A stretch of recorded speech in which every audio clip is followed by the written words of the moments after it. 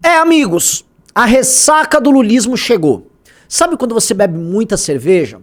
Não necessariamente come muita picanha. Você toma uma cerveja vagabunda, comeu uma ponta de peito mal feita, aquelas que os caras na churrascaria fingem que é picanha, e aí te deu um revertério, te deu aquela ressaca, aí você começa a sentir, pô, acho que nessa churrascaria que me prometeram eu fui enganado. Na churrascaria chamada Brasil, parece que você tá indo pagar conta e tá indigesto isso aí. Tá? O lulismo, portanto, começa a ver que a mentira dele vai se quebrando e internamente o governo vai vendo suas fraturas, vai percebendo que o que tornou ele poderoso começa a se esvair. Esse vídeo, assim, é daqueles vídeos importantes pra você mandar pros seus amigos de esquerda, pra você mandar pra todo mundo, porque é um vídeo que vai mostrar pra vocês como certo consenso que fez o PT chegar ao poder começa aos poucos a se desmontar. Isso é uma grande notícia. Roda a vinheta.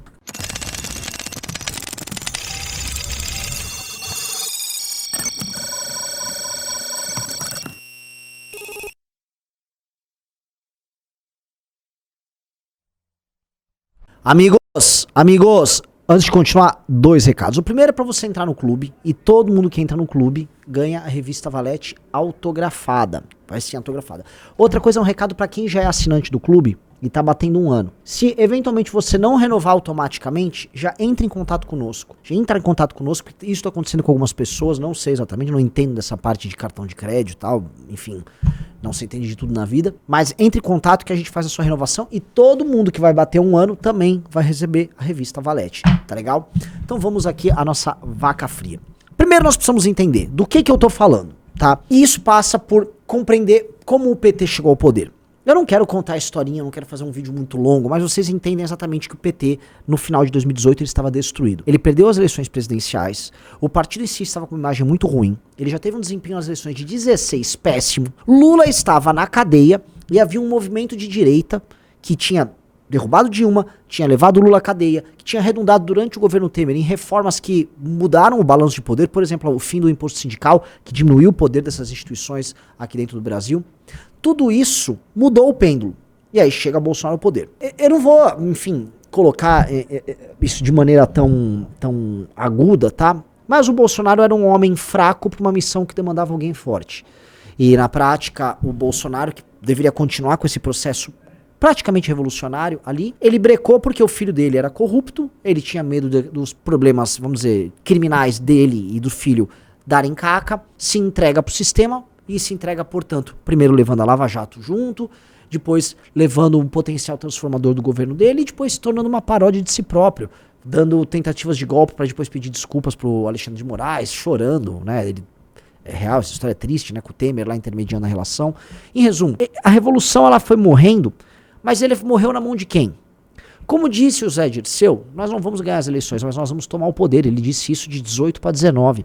E o que ele fez foi montar um consórcio envolvendo esquerdas, envolvendo velho poder estabelecido, o velho alto clero, setores da imprensa, setores do grande empresariado, ONGs, grana internacional, ou seja, foi montada uma frente de, não de defesa ao bolso, porque eles chamavam isso de uma frente de defesa da democracia, mas não era exatamente isso. Era uma frente, primeiro, de destruição da Lava Jato, de restabelecimento, não só da liberdade, mas também dos poderes políticos das pessoas que foram afetadas pela Lava Jato, de um freio no Bolsonaro, que foi uma coisa fácil, eles conseguiram sem muita dificuldade, e aí a reeleição do Lula, que era a novidade, não apenas soltar o Lula, mas reeleger ele. Portanto, o Lula chega ao poder com essa turma. E ele chega ao poder fazendo uma campanha muito dura, em que ele negava tudo do Bolsonaro. Ele negava, então ele precisava fazer um governo muito diferente do Bolsonaro.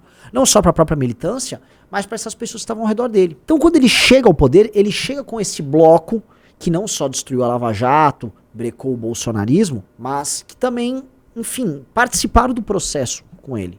Não à toa o vice dele é o Geraldo Alckmin. Não à toa o alto clero do PMDB tá com ele desde o começo nessa história toda. Não à toa o Kassab tá com ele. Não à toa os bancos estão com ele. Não à toa ele agrada os bancos. Então foi montada essa turma. Entenderam isso? Então quando eu falo aqui pra vocês que essa é a turma que administra o Brasil hoje, é baseado num processo histórico. Um rearranjo de forças ao redor do PT. O PT chegou lá e você começa a ter, vamos dizer, os primeiros fatores negativos nisso, porque o PT sempre tem que ser o protagonista na relação. Então houve o janjismo, em que a Janja concentra poderes na parte da comunicação ao redor dela, afasta pessoas que participaram do processo, como o próprio André Janones, que foi tacado meio que de lado ali, tá? Você começa a ter o Haddad tocando a parte econômica a despeito dos intelectuais da militância do PT que queriam uma linha menos liberal. Você começa a ter essas fraturas. E aí o Lula nomeia no STF basicamente o advogado dele. O pessoal do STF não gostou, mas engoliu. Agora o Lula quer nomear o Flávio Dino, o mesmo Dino que começa a ganhar uma proeminência muito grande no processo como um todo. O pessoal não quer engolir. O Lula quer botar um PGR que não é o PGR que esses aliados queriam. Não dá. Não, o pessoal começa a não gostar. E o Lula começa a se envolver com tretas com o Bruno Dantas, que queria ele ser ministro do STF. Aí a parte woke, que é uma ministra negra no STF. E quando eu digo ministra negra, não é porque eles querem, no fundo, uma ministra negra. No fundo, eles querem um funcionário ou uma funcionária do George Soros dentro do STF, como o Soros faz em vários países, bancando ONGs aqui que trabalham para ele e aí ficam nomeando gente para participar da Suprema Corte defendendo a agenda do interesse dele.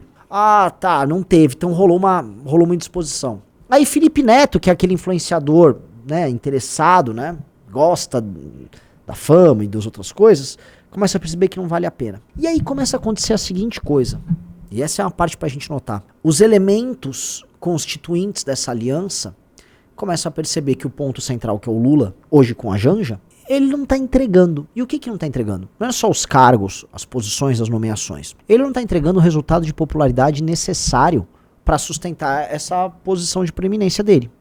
Tá?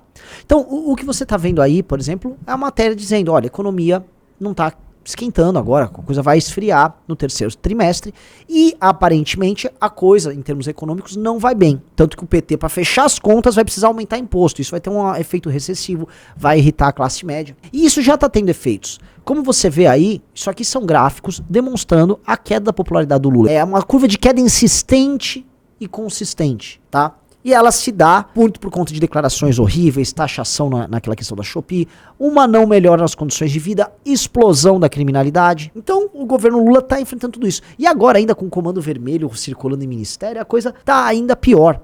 Quando a gente vai elencando e vai juntando esses elementos, nós começamos a entender que o Lula não está entregando um mar de picanha e cerveja. Os aliados dele não estão satisfeitos com a forma como ele vem conduzindo as coisas. Ele não redistribui, vamos dizer, os espaços de poder como eles imaginam. As brigas começam a ficar claras. Então você começa a ter, por exemplo, aliados na imprensa brigando entre si. Você pega sites como Metrópolis brigando com Leandro Demore, os caras usando Leandro Demore pra atacar jornalista, Vera Magalhães tendo que não passar pito, que ela não passa, mas assim, se posicionar a favor de uma colega jornalista que foi atacada pelo Felipe Neto, que foi criado em termos políticos pela Vera Magalhães.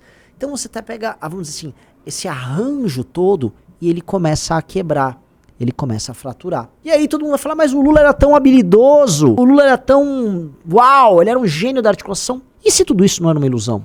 E se tudo isso não foi facilitado num período que não havia as redes sociais e que havia uma bonança econômica que não foi criada pelo Lula, isso precisa ser dito? E tal bonança econômica, ela se deu de uma maneira tão poderosa que ela permitiu essas acomodações e distribuições de cargo e a criação de consensos e imprensa comprada também, fazendo com que o Lula escapasse e falasse, não, ele é muito bom. Porque de fato, quando você tem dinheiro e quando você tá num momento bom, é muito fácil fazer acordos e redistribuir. É muito fácil você pagar suas dívidas quando você tem dinheiro. Agora, quando você não tem dinheiro, quando você não tem a fama, quando você não tem prestígio, é muito difícil fazer isso. Aí que tá a verdadeira habilidade. E aí começa a parecer que o Lula não tem toda essa habilidade que todo mundo falava, que ele também passou do auge dele enquanto homem público, e que ele tá dando muito proeminência pra uma mulher maluca, que é a Janja, que tá indo pro confronto, e vai, e acelera o confronto. Ele também acreditou que ele tinha esse papel meio místico nas relações internacionais, e inclusive na economia, como bastando ele estar no comando do Brasil, o Brasil ia crescer. Nada disso tá acontecendo. Absolutamente nada disso tá acontecendo.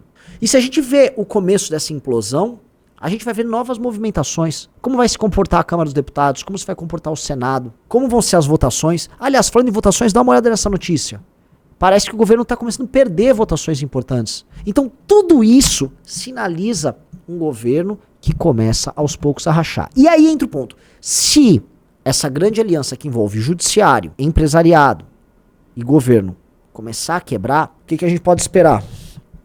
Um PT ainda mais agressivo.